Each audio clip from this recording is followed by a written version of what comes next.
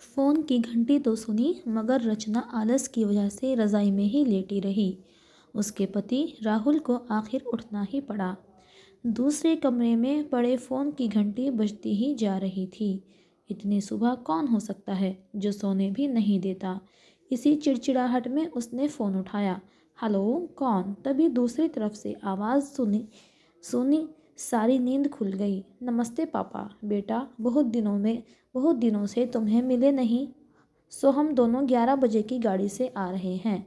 दोपहर का खाना साथ में खाकर हम 4 बजे की गाड़ी वापस लौट जाएंगे। ठीक है? हाँ पापा, मैं स्टेशन पर आपको लेने आ जाऊंगा। फ़ोन रखकर वापस कमरे में आकर उसने रचना को बताया कि मम्मी पापा 11 बजे की गाड़ी से आ रहे हैं और दोपहर का खाना हमारे साथ ही खाएंगे। रज़ाई में घुसी रचना का पारा एकदम 7वें आसमान पर चढ़ गया। कोई इतवार को भी सोने नहीं देता। अब सबके लिए खाना बनाओ, पूरी नौकरानी बना दिया है। गुस्से से उठी और बाथरूम में घुस गई। राहुल हक्का बक्का हो उसे देखता ही रह गया। जब वो बाहर आई तो राहुल ने पूछा, क्या बनाओगी?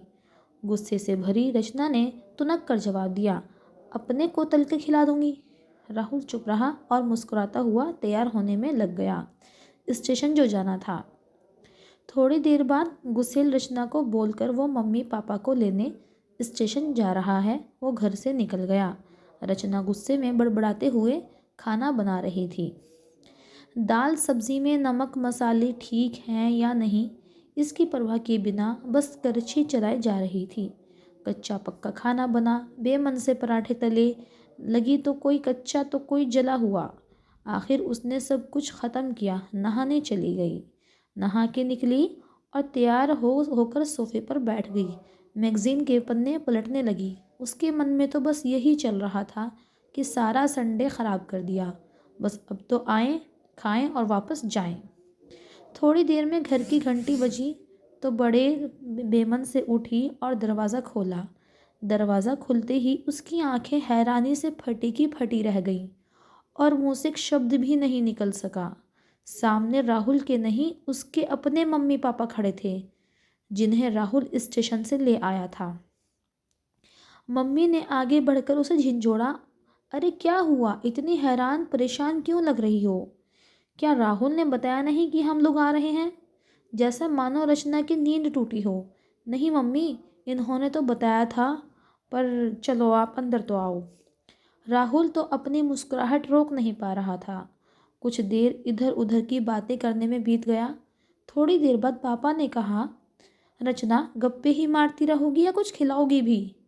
ये सुनकर रचना को मानो सांप सूंघ गया हो। क्या करती बेचारी? बेचारी को अपने हाथों से ही बनाए अध पके और जले हुए खानों को परोसना पड़ा। मम्मी पापा खाना तो खा रहे थे, मगर उनकी आंखों में एक प्रश्न था जिसका वो जवाब ढूंढ रहे थे। आखिर इतना स्वादिष्ट खाना बनाने वाली उनकी बेटी आज उन्हें कैसा खाना खिला रही है? रचना बस मुंह नीचे किए बैठी खाना खा रही थी। मम्मी पापा से आंख मिलाने की उसकी हिम्मत नहीं हो पा रही थी। राहुल कुछ काम है, अभी आता हूँ कहकर थोड़ी देर के लिए बाहर निकल गया।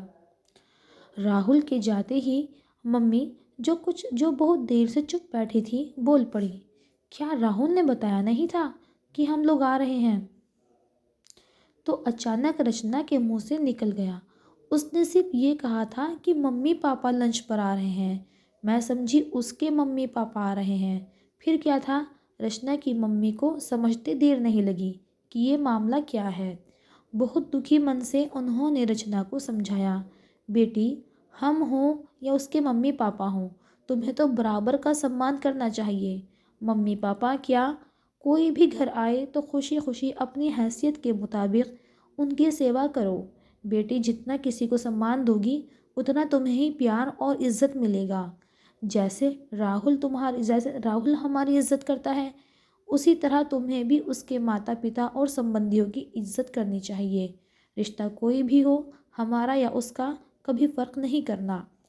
रचना की आंखों में आंसू आ गए और अपने को शर्मिंदा महसूस कर उसने मम्मी को वचन दिया कि आज के बाद फिर ऐसा कभी नहीं होगा।